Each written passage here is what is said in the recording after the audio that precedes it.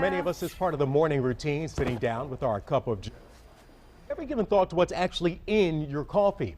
Joining us this morning to talk about the healthy coffee you should be buying right now is Dr. Mehmet Oz from the Dr. Oz Show. Good morning, Dr. Oz.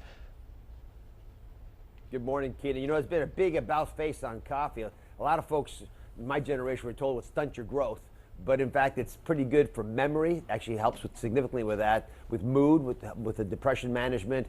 It gives you energy, helps your liver, even with diabetes and lots of other potential benefits. But the question is, are we drinking it the right way? And are we drinking the right coffee? Because those sound like great benefits. Can I drink any coffee and get those benefits? Well, one of the reasons coffee is so good for you, and again, it's the #1 source of antioxidants. And I'm speaking as an independent observer here because I don't drink a lot of coffee personally, but I respect all the research that's been done on it. When you have coffee that's dark roasted, which a lot of people like, you actually are roasting out the benefits. So light roasted coffee is probably better for you if you don't mind, and slowly make your way in that direction. And that, by the way, the amount of caffeine is not dependent on how you roast it. The amount of caffeine is dependent on how long the water touches the bean.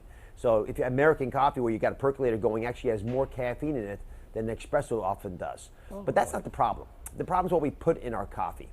And right now in our coffee, especially if we don't preserve it the right way, and by the way, to do that, you need to buy fresh coffee. It's perishable, and put it in one of those bags where they have a little CO2 vent, a little valve that allows the air to come out of it. And don't put it in the fridge. Put it in a dark corner, and don't expose it to the heat, which also denatures it. But the problem is what we add to our coffee. So the non-dairy creamers, I don't know if you ever look on what's in your non-dairy creamer, but it's got all kinds of junk in there. It's got something called castoreum, which is, listen carefully, it's the scent gland from a beaver's buttocks. What? That's a natural flavoring. Believe it or not, I don't know how they figured that out even, that a beaver's buttocks has a scent gland they might want to add to your non-dairy creamer. But there's all kinds of other stuff in there that's actually more of a problem for me. Synthetic chemicals, odors, scents. These 30 different kinds of aromas can come out of these non-dairy creamers. I suggest you put old-fashioned milk in your coffee, not too much of it, and then just a teaspoonful maybe of sugar, which only has about 16 calories to it. Don't put artificial stuff in there. Just regular old coffee with a little bit of the stuff to make it more palatable to you, or even dark's better.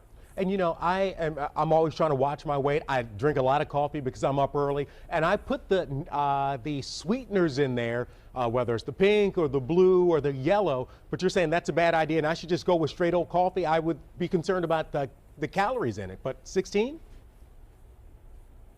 Well, the artificial sweeteners aren't dangerous for you, but they're not going to get you what you want either, Keenan, because you don't lose weight with artificial sweeteners. They're so sweet that they blow your taste buds out, and your body's very smart. It knows that you gave it a sweet taste in your mouth, but it didn't give it you any sugar, actually. So it tells you to go back and find more sugar. So again, I suggest a little bit of sugar. Listen, the reason people are gaining weight is not because they had 15 calories of sugar in their coffee. That's not the problem. It's all the other stuff they're eating during the day. It's the bagel and the donut they're having with their coffee.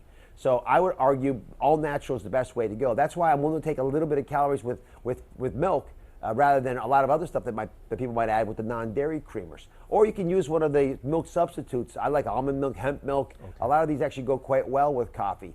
But pick something that you like. Doesn't have a ton of calories in it, but you can do it every single day. Your body recognizes that it's natural, so it can digest it more readily. Thank you very much, and congratulations to you on your Emmy win, and congratulations to your daughter for her Emmy win on The Doctors, which also airs on Channel 7. Remember, you can catch Well, Keenan, I tell you, it was such an honor.